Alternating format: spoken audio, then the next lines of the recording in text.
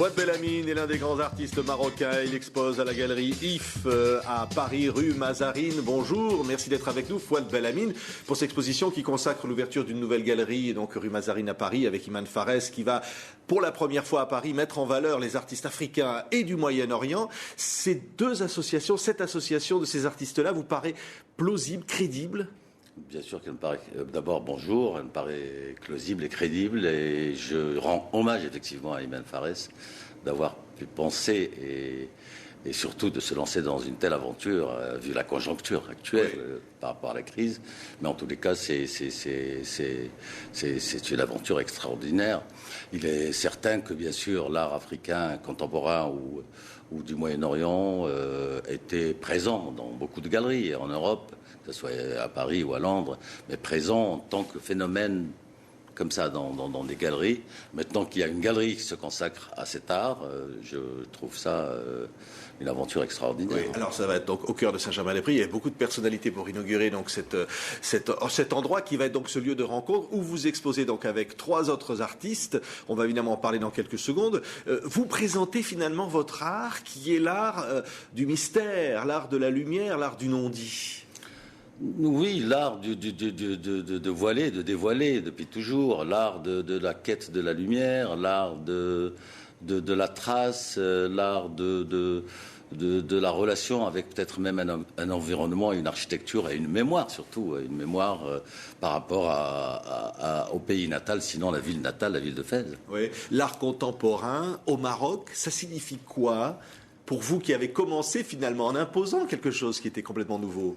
L'art contemporain, beaucoup de gens confondent parce que pour moi, de l'art contemporain, tant qu'on est vivant, on fait de l'art contemporain, tant qu'on peint ou en photographie ou on exerce un métier d'art, c'est contemporain, c'est-à-dire de son temps.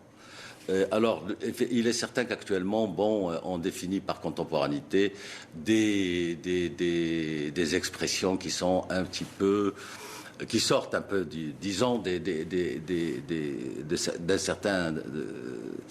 d'un certain conformisme par rapport à la toile et le châssis et la fenêtre ouverte sur un sujet. Oui. C'est-à-dire en rupture avec ce qui a existé avant. On pense évidemment à l'orientalisme, à des traditions. Oui, on ne peut pas vivre, nous, par exemple, en rupture, alors que nous avons au Maroc une 50aine ou 60aine d'années de présence de cette forme d'expression dans notre culture effectivement contemporaine, et surtout après l'indépendance. Je ne vois pas comment on peut... mais bien sûr, comme nous avons hérité de toute une culture internationale, il est certain que... C'était plutôt Delacroix qui venait peindre des scènes orientalistes, des scènes de rue ou des scènes de hammam avec une espèce d'Orient rêvé. Oui, tout à fait.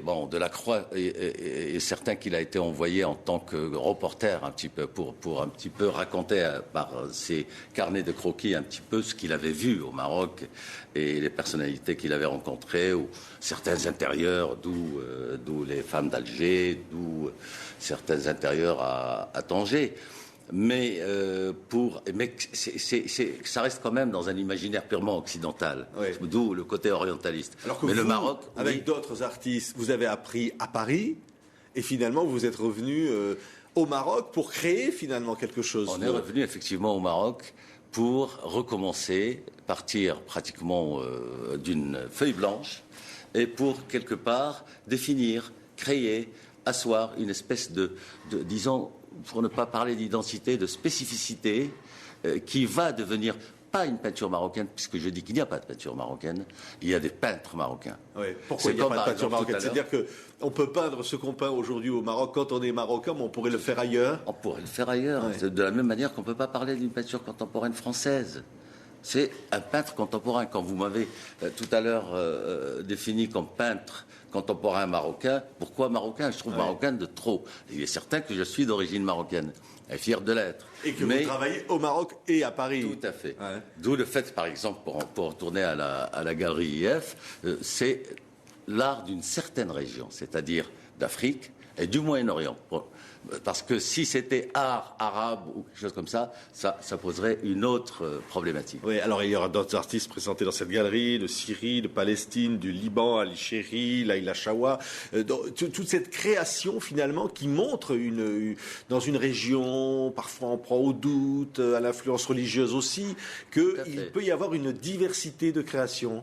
Une diversité, mais surtout un dynamisme. C'est une réalité contemporaine, un petit peu en Afrique du Nord, au Moyen-Orient, une réalité culturelle qui n'est pas simplement, qui ne se définit pas simplement au niveau des arts plastiques ou de l'art contemporain. Elle est dans le cinéma. Vous n'avez qu'à voir tout le cinéma, qu'il soit turc ou iranien ou d'Afrique du Nord, dans l'écriture, dans la musique.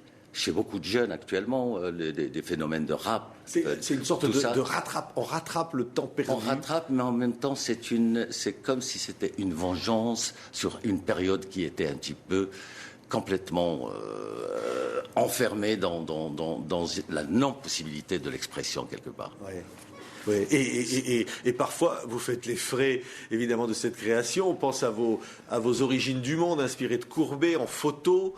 Hein, ça a valu des réactions violentes en Iran même. C'est des risques qu'il faut courir. Ça existe c'est arrivé à pas mal de créateurs, effectivement, qu'ils soient marocains ou du monde arabe.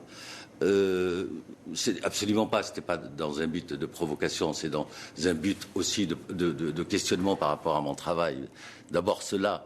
Mais il est certain que, bien sûr, quand on aborde quelque chose qu'on ne pouvait pas aborder il y a quelque temps, savoir le nu, il est certain que, quelque part, il y a les gardiens du temple. Ouais. Ça n'empêche pas la création. Ça n'empêche pas la création.